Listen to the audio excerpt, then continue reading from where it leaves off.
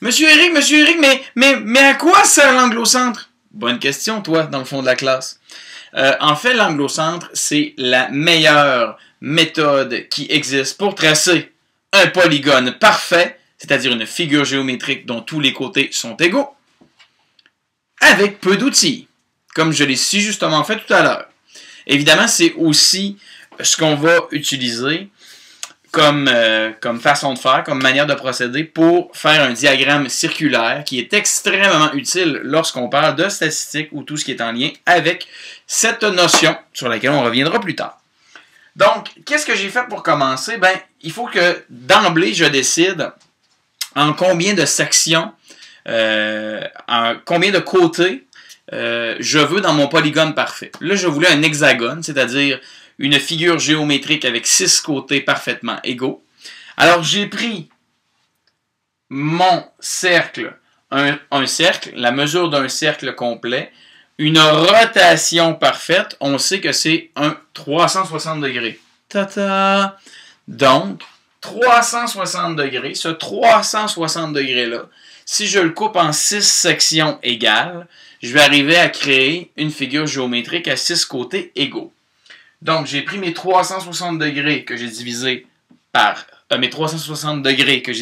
6 parce que je voulais 6 côtés. C'est 8 côtés que j'aurais voulu pour avoir un octogone parfait. Ça aurait été 360 divisé par 8. Donc, ça m'a donné 60 degrés. Donc, j'avais à tracer 6 angles de 60 degrés. J'ai commencé par tracer, et ça, tu peux le faire n'importe où dans le cercle, par tracer un rayon, c'est-à-dire un segment qui part de l'origine du cercle, hein, du milieu du cercle, jusqu'au cercle en question. Donc, j'ai tracé une première ligne, j'ai pris mon rapporteur d'angle, je suis allé à 60 degrés, j'ai fait une petite ligne et j'ai tracé mon angle. Ensuite, j'ai pris, en fait, je dis j'ai tracé mon angle, c'est pas vrai. J'ai tracé le deuxième segment qui m'a permis d'obtenir un angle de 60 degrés. Ensuite, j'ai toujours pris mon rapporteur d'angle, je me suis mis sur le segment que je venais de créer, j'ai calculé 60 degrés, j'ai tracé un nouveau segment. Ainsi de suite, en calculant 60 degrés, jusqu'à ce que j'obtienne 6 endroits sur mon cercle où j'avais tracé un segment.